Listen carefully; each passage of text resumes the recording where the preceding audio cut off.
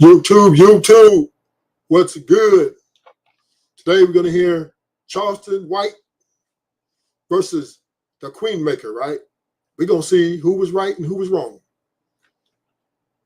And we're going to see from male's vantage point versus a female's vantage point on the extremity or the complications of men and women in today's climate.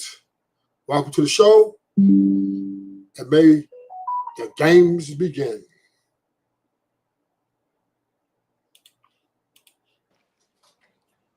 Black male who still trying to discover what a man is, because as of most black men who grew up with our single mothers in our black communities, we never seen a man.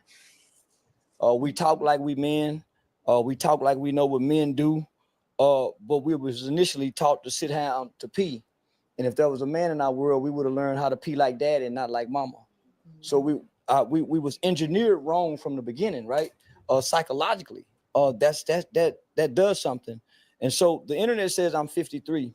So what the internet did was cross-reference, my information. So my marriage certificate, my wife is 53. I'm 46 years old. I like to call myself, I'm the product of the single mother, right? Who was a teenage mother, who makes it out of poverty, lands a great job during the 80s when the blue collar workers were booming in America. I'm first generation black child who got to go to school with white people after the Civil Rights Act, right? In the 70s, black people really didn't go to school with white people. It was in the 80s where our mothers made it into these affluent middle-class communities, looking for a better way outside the ghetto, trying to get a black boys a different life. And I'm a spoiled kid. I'm the kid that was who mother tried to give him everything because for one, she worked a lot. So that's the supplement for her absence. Not as well, most parents want to give their children everything that they didn't have, which ultimately ruins them, right? So I'm the kid who would say no on Tuesday, you're grounded. When I get out of school on Friday, I go home, clean her room. When she come home from General Motors, she see the room clean. She feeling a little better than she was the other day. Mama, can we? And now it's yeah. So I'm the kid that needed those rules. And it's strange that she said that because I got locked up at 14 years old. And so I seen a lot of psychologists, I seen a lot of psychiatry, a lot of counselors. And so part of my psychological evaluation and diagnosis was I'm the type of person, and most boys are, I have to be placed in an environment that is classified as limited settings, right? Meaning you have to place me in this environment, say, boy, if you go across that thing, I'm gonna whoop your ass. If you do this, we lock you. So you have to let her. So what she was, it sounds crazy, but she psychologically beating up the world with the truth, and this has never been done before outside of rap music. Mm-hmm. So I see what the pushback is. She when she was talking and I'm trying to process what she's saying, and she's hitting the tier points and the pyramids, and I'm thinking, well, that's why the caveman didn't know how to talk to a woman, drag her by her. We was brutes. Mm-hmm. We had to learn. And where do most boys learn how to treat a woman? The feminine energy. Mm-hmm. So I'm everything that she described, but I had a mother who tried and thought that she could raise boys on her own till we started getting in trouble as a teenager. Now she want to go try to get the other kind of man, but by this time it's too late. You know what I'm saying? So I get it. I didn't think it was gonna go like this, but yeah, I get it. Yeah. Right. Okay. All right. See, I can already tell that we are cooking up some real goodness tonight. So let's take it over here to Miss Princella. Well, I don't agree with the caveman thing. What you mean we were brutes and just drag women by hair? We have an account, Adam and Eve. At no point in that account of Adam and Eve did Adam grab Eve by the hair, even when she was being disobedient. He didn't grab her by the hair. They hid themselves. They covered themselves with leaves, and they were naked and ashamed. So I don't know where he got that account from. That's something he just made up. Ella, can you please go ahead and just tell us a little bit about who you are and what you're bringing? All right. Well, I'm Princella. They call me the Queen Maker. A lot of people call me Pastor P, maybe because of the power in my voice, but I'm a woman's advocate and social reformer. And I have a background in cell and molecular biology. I got commissioned as an officer in the Army. I've written 3 books.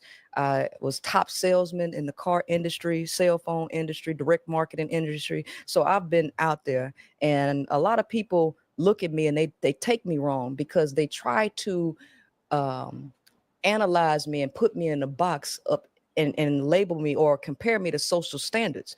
But what they don't realize is I have lived a life on my own, right? I grew up, I was in a abusive home, and I lived in a family where I was the quote unquote black sheep, and I was not the favorite. And some of the things that happened, my grandmother used to put me and my brother out on the streets and wouldn't feed us all day while she fed my other cousins. We got treated really bad. And so throughout life, I had to figure things out on my own. I was always on my own. So people talk about me, but it's like, okay, well, as a girl jumping from house to house, living on the streets, was I supposed to get it out the mud and depend on myself, or was I supposed to run up to a man and ask him to help me in a situation like that? Right? Because see, that's how you get pimped. That's how girls get pimped. That ain't me. So by going through these experiences in life, I gained a knowledge and a wisdom. And so with my background in cell and molecular biology, I learned how to analyze and process information by observation and critical thinking and facts. It's called qualitative studies. Yes. Yeah. So with that, so cell and molecular biology did that. Then spending 8 years in the military and going through officer candidate school and ordnance to become an ordnance officer, I learned how to lead. So not only do I know how to lead myself, I know how to lead others, but I also know how to see if somebody else is capable of leadership or not. Then with my studies, with being a top salesman in the car industry, working around men, that is a male dominated industry. This is about as snakish as you can get if you ain't doing dope and stuff like that. That's about as snakish as you can get. I'm dealing with males. I'm succeeding in this rough, hardcore industry, right? I learned firsthand in the field human behavior and human psychology. And by me being a tomboy and most of my friends being males, I have gathered a wide variety of information that I've been able to piece together to give a whole picture. So not only do I have leadership, science, I have philosophy under my belt, ecology, I have political science, I have sociology, psychology, human behavior. I have all of these subjects under my belt to back up everything that I say. And what I found out is that she got all that and still can't keep a woman. She couldn't keep B. Taylor. She had all them degrees and education and couldn't hold her relationship together. Checkmate. this world is 180 degrees upside down on its head. And in order for this world to be better, you have to put women back in charge. Because without women knowing. What the hell? How is that? Now, you know that's delusional. If women are divorcing at a 70 to 80% clip, and women are largely becoming 304s out here, put a woman in charge of what? That'd be a catastrophe. Better so that they can do better, we will not have a functioning society, and we will not have a planet that is viable for us to live as humans. So I'm here to empower the woman, period. Amazing. Thank you so much for that, Princella. Well, there you have it. I wanted you guys to get to know who these people are. And now we're going to jump right in. So I've been doing a lot of research on both of you guys, and I have some questions prepared. But we're going to free flow because you guys have a lot to offer and a lot of knowledge to offer. And Yeah, she an expert. Yeah, she an expert. Yeah, I got these motherfucking skinny jeans on. They fucking with me with these tight drawers. I'm going back to baggy jeans. I'm sick of this shit. yeah. Now she an expert though. Yeah. What she described herself as a person who goes to college, right? The college just gets you the degree. But that's why they want you to do an internship, right? The internship is going to give you the qualitative experiences that matches the quantitative, the data and the knowledge you done got. So when she says I was a tomboy, I was in the military, I was in selling sales and cars. That's probably one of the most dominated male industries out there as a career choice for a woman, and to be a top salesman. So she had the barriers, she had the ideology, so she had to fight against everything. So she like a I'm sitting here listening to her. She's like a gay male who was raised around all his aunties and aunts and things and know everything about a woman. So he can go out and be this. So she didn't try to become a man. Yeah, she looked kind of tough, but she didn't become a man. She just soaked up all this knowledge and data. She can really teach. So I understand now, because I had no knowledge of who she was. What I just seen her on Fresh and Fit, and I said, yeah, that's my partner. Way she had me sucker ass nigga. So this is my first to get to hear what she is and what she's done. So and I think it's definitely a recipe for magic tonight. The fact that Charlston. Sleep in the bed with the enemy. Because the very woman he just praised is the same woman trying to take him out, right? She's anti-male. So he's just, right now, he's just kind of being a simp. Maybe later on the show, he might change that perspective once she really starts talking. But come on, you're talking about a woman who despises men at a high level. She's using her knowledge to cut down men.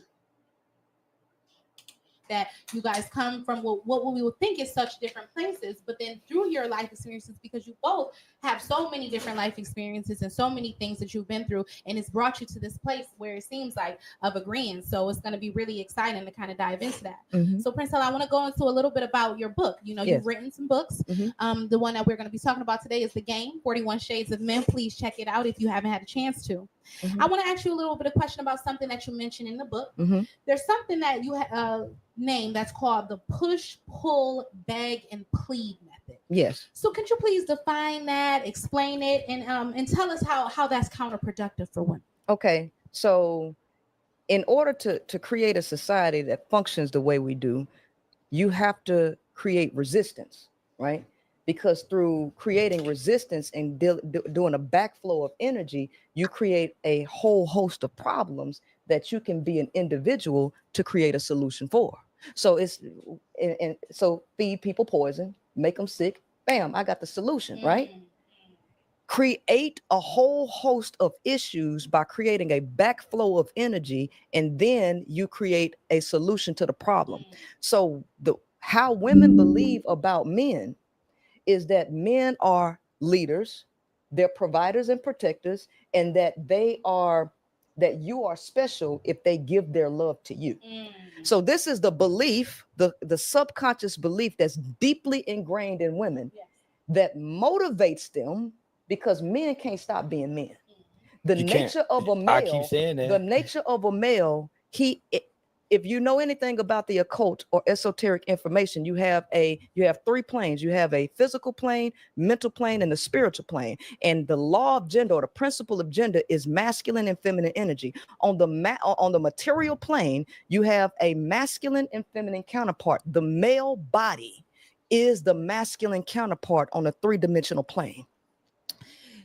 That means, as a masculine vessel, he still operates on the masculine principle. And what is the masculine principle? The masculine principle is a moving energy. It moves, it does. It's not a still energy.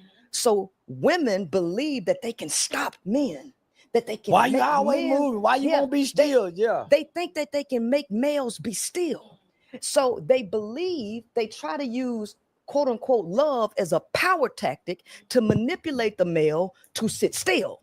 Come So in the house. Sit down, boy. Be still. Y'all beg- quit that. So the beg, plead, push, and pull method is the method that women use to try to convince men to do what she want him to do.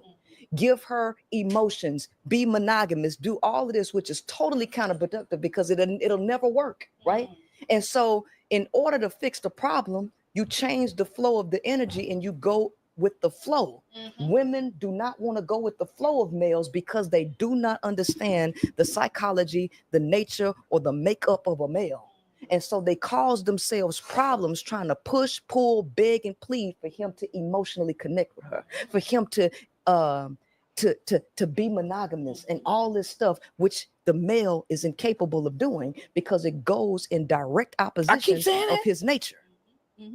Charlston, I'd like to give you a chance to respond to that. Man, shit. What, man? She just that's it. Man, the boy been a fuck up from day one, right? Man, she broke us down. That energy can't sit still. That's why he fucked up. If his mama saying be still, sit down, y'all quit making that noise. We sinners. What do you mean be still? Good little girls run around too. Every boys and girls run around with their little kids. And are disobedient. Both of us are badasses. What are these two talking about? It's just part of the nature. That's why the parents had to tame us or put us in check. But all kids need to be checked. And he never get to go outside to get that energy out. That's why when he go to school and he don't get to go to recess, that energy cannot sit still, right? So she broke down the whole makeup of us. This energy has to eat and it has to fuck. That's the desires of this energy. Yeah. So when a nigga go get a job, the job is for food and sex. Yep, that's it. The woman is for food and sex. Yeah. She has other traits. But if he's not capable and he don't have the energy to identify the traits outside of her cooking and fucking, then all he'll use her for is that. He can't do nothing else. And he cannot not be a man. And that's why people fight me when I say men are incapable of love. They fight me, but he just said it. They can't do it. Here's why. Because men live in a perpetual state of scarcity. Sex is something that they cannot control. They can't. Every 20 seconds or a minute, sex is going through their mind. It takes so much energy just for the male to control his thoughts and stay focused. That's why they go find God. That's why they have to get that religion. They need. Get the fuck out of here. That's the purpose of most men. Procreation is how the human race is duplicated or pushed forward. Sex is the way we communicate, the way we show affection, the way we release our desires. That's the way we're created to do. That's normal. That's what and that's all parties involved. But I truly believe women have weaponized sex more than men. Women have weaponized it and monetized it, right? Because I think women charge for their vagina. I don't see men charging for their dick. So, and I see women withholding sex from men for, to make them, to tame them or to check them. Men aren't doing that. So I don't know what these two over here talking about. Religion. Religion is not for women. It is for men. It's for men. Okay, tell me a little bit more about that. Yeah. Okay. So males, first and foremost, you have a. Y'all ain't never talked to this one before either. And man, we talking the same shit. Yeah, absolutely. You got the left hemisphere and you have the right hemisphere. The left side of the brain is the analytical, logical side of the brain. It is the masculine side of the brain. The feminine side of the brain is the right side of the brain. Okay, that is the creative side. This is where all of your art forms come in. Leadership is an art form. All of the arts. Public speaking is an art. Can I stop you right quick? Go ahead. That's why when you look at some of the greatest men who ran some of the biggest families that we know of, it was the woman. Barbara Bush, the Miss Kennedy, it was the woman who was raising these niggas to be great leaders. Exactly. Exactly. It's the feminine. So the masculine, what women do not understand about men, this system has conditioned everybody to despise the feminine and cut the feminine off and shut it down. The male naturally operates from his left side of the brain. So the male is more logical in terms of when people say the man is more logical, they put a period right there. That's not the end of that sentence. The male is more logical and is more analytical in terms of getting his needs met and survival. Well, because he had to be made up like that to survive on this planet because he was a hunter in the beginning. He had to go hunt his food in the beginning. So he couldn't tap into the feminine side of the brain because he would be afraid to go in that darkness to go kill to feed his family for his survival. So he had to be analytic. That's why he's the hunter. That's why they say he's the provider. He was when he had to go hunt. Women, so it was a difference, right? So that's why when a man, and I struggle with it. That's why when a man and a woman are having conversation about what he done wrong, what she done wrong, they very seldom can come to an agreement because the man can't relate to her side of the brain. She's saying, tell me how this made you feel, and he's telling you what he thought. And here's the thing.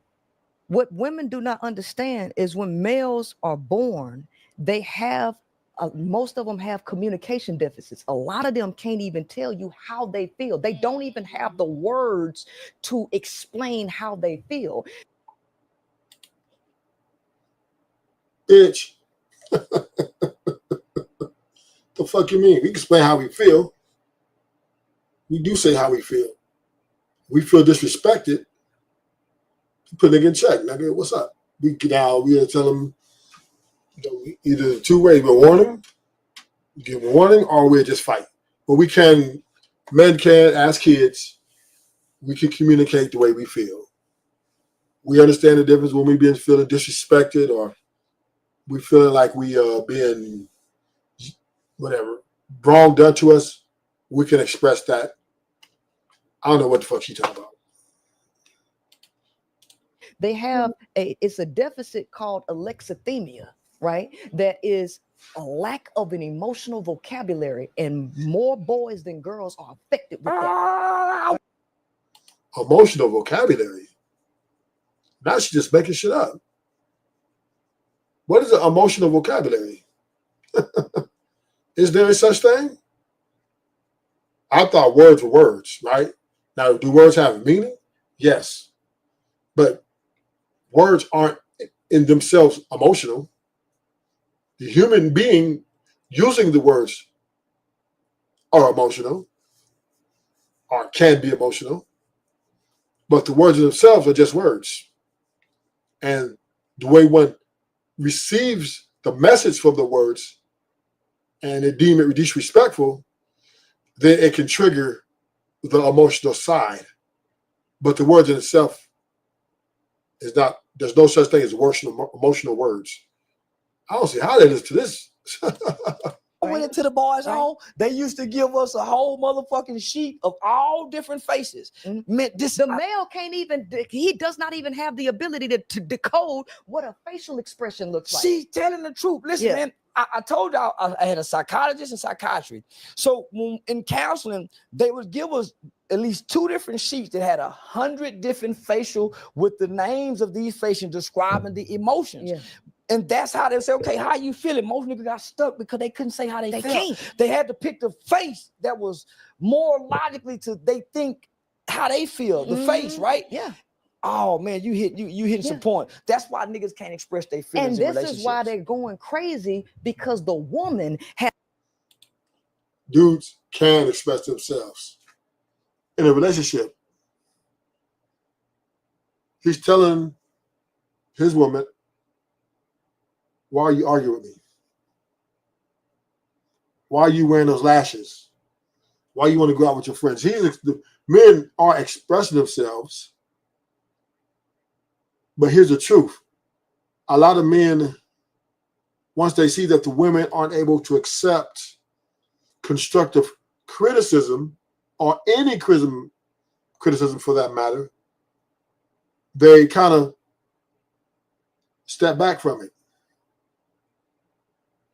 because they understand that because women are so offended by such, I would say, women are offended by criticism or constructive criticism, they tend to want to go away from that because it just creates a lot of arguments. And one thing us men understand is arguing in a relationship is never good. So what do? We start to avoid arguments. We start to avoid the constructive criticism that we once was given to keep the relationship going. Because we know if we continue to argue with the woman we love, we're going to start hating her. We're going to start disliking her. Vice versa. But women can't seem to understand that because they think because of the freedom that they have achieved, that they always should stand up for themselves, whatever the argument is, whether they're wrong or right. And they look at each argument that they win as a point for women, right? Like, oh yeah, we're now showing that we're equal in analytical thinking and all this stuff. So this is why men shut down. Men shut down when it comes to these type of situations because it's just arguing is never good for any relationship to last long term. It's just not. Has been kept out of the nature, the knowledge, and the makeup of a male. The woman don't know. Mm-hmm. So she has been sold this lie about men being these high-level people, and she's expecting him to do that. So just look at all of the stuff that men have to deal with. First of all, they're born with a lot of deficits. Their right side of their brain is mostly shut down, and they're primarily operating from the left side of the brain. Testosterone makes these dudes think about so many defiled things. And then you integrate them into society and tell them to live up to these social standards where they have to control all of these beastly things. And then you put a expectation on. But you said women don't have these thoughts? Women don't have evil thoughts? Women don't have thoughts of lust, desire, hatred? I believe all humans have thoughts that are dark. Women have thoughts of murdering people too. It's just less likely they will try to execute it, but they have those thoughts. They hate people. They have thoughts of hatred. We all have the same. What are you talking about here? Why is she trying to distinguish? We all are the same in terms of we have thoughts in our mind that sometimes are violent and we want to do harm to others and we want to talk down to others in our mind. Yes, it's everybody, women and men. This is why we end up fighting or doing violence towards each other. How much money that they have to achieve and all of that. This is a mountain of things and the male cannot handle all of these obligations. So he's crumbling inside and then he don't know. Crumbling? Princella, this is something out your league. You're not God. How would you know what's happening inside one? No study, no degree can give you what's going on inside the individual. You don't know. So when we're dating or courting or dealing with each other day to day, we try to keep it respectful so that we don't trigger any unforeseen, circumstances. Know how to say how he feels. Then the woman don't know what the male is going through, and she puts all these other expectations on. That's why they say she nagging.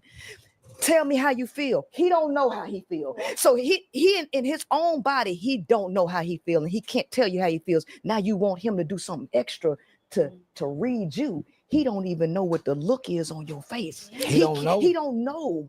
But women do not know this. And so they inadvertently are causing males more issues and making them more angry. And guess what happens when you raise testosterone levels? It cuts out the orbital frontal cortex. They become like beasts and animals. And they can't control impulse. So it shuts them off. And then next thing you know, he done blacked out and popped you in the mouth. That's why niggas have to be in football to learn this from coach. That's why they have to go to the military. That's why they have to get in different trainings so they can learn it. Outside of that, the natural man, without the right training, without the right. Charlston, right. You know, God is sovereign. So I don't know what you're talking about.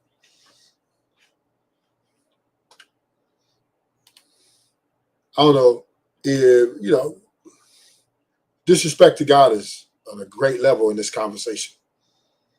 God made man, and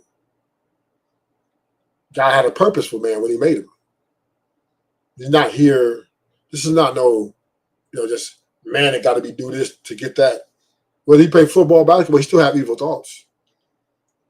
Just because people play sports and work and go hard doesn't mean that they don't want to hurt people. That doesn't mean that they necessarily are good people. They just might necessarily just conform to society standards so that they can make their money and have the things that they really desire to have. But if triggered, they can become violent at any moment. That is always be a part of them until the day they die. Women and men.